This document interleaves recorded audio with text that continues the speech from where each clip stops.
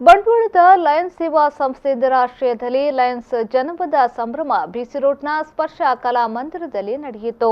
ಕಾರ್ಯಕ್ರಮದಲ್ಲಿ ರಾಣಿ ಅಬ್ಬಕ್ಕ ತುಳು ಅಧ್ಯಯನ ಕೇಂದ್ರದ ಅಧ್ಯಕ್ಷ ಡಾಕ್ಟರ್ ತುಕಾರಾಂ ಪೂಜಾರಿ ಅವರಿಗೆ ಜನಪದ ಚಕ್ರವರ್ತಿ ಪ್ರಶಸ್ತಿ ನೀಡಿ ಗೌರವಿಸಲಾಯಿತು. ಲಯನ್ಸ್ ಜಿಲ್ಲಾ ರಾಜ್ಯಪಾಲ ರೊನಾಲ್ಡ್ ಗೋಮ್ಸ್ ದಂಪತಿ ಕಾರ್ಯಕ್ರಮವನ್ನು ಉದ್ಘಾಟಿಸಿದರು.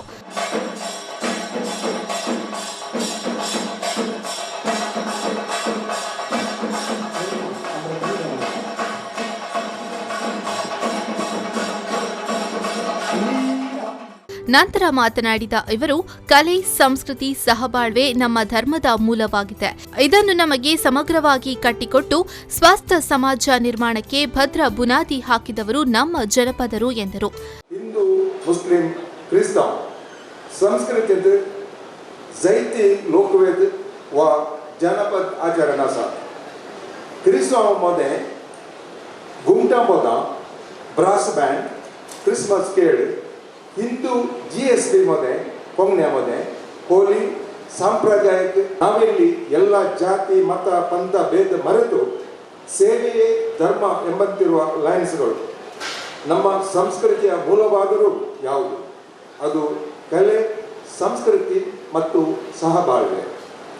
ಇದೆಲ್ಲವನ್ನು ಸಶಕ್ತವಾಗಿ ಮತ್ತು ಸಮಗ್ರವಾಗಿ ನಮಗೆ ಕಟ್ಟಿಕೊಟ್ಟ ಸ್ವಸ್ಥ ಸಮಾಜ ನಿರ್ಮಾಣಕ್ಕೆ ಭದ್ರ ಗುಣ ಹಾಕಿದ್ದು ನಮ್ಮ ಜನಪದರು. ಯಾರು ಬರೆದರು, ಯಾಕೆ ಬರೆದರು, ಅಥವಾ ಯಾರು ಈ ಪ್ರಕಾರವನ್ನು ಹಾಡು, ನೃತ್ಯ ಅಥವಾ ಇನ್ನಿತರ ಪ್ರಕಾರಗಳಿಗೆ ಬೆಳೆಸಿದರು ಎಂಬುದು ಯಾರಿಗೂ ಗೊತ್ತಿಲ್ಲ. ಇದೇ ಸಂದರ್ಭ ರಾಣಿ ಅಬ್ಬಕ್ಕ ತುಳು ಅಧ್ಯಯನ ಕೇಂದ್ರದ ಅಧ್ಯಕ್ಷ ಡಾಕ್ಟರ್ ತುಕಾರಾಂ ಪೂಜಾರಿ ಅವರಿಗೆ ಜನಪದ ಚಕ್ರವರ್ತಿ ಪ್ರಶಸ್ತಿಯನ್ನ ನೀಡಿ ಗೌರವಿಸಲಾಯಿತು.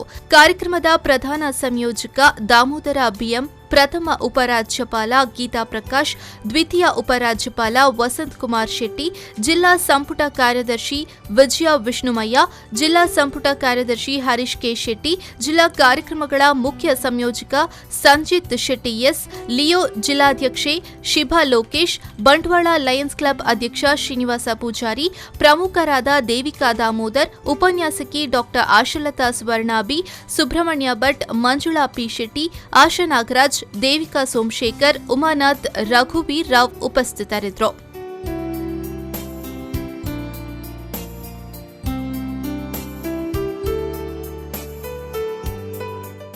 Sandeep Salian, V4 News 24/7 Bantwal.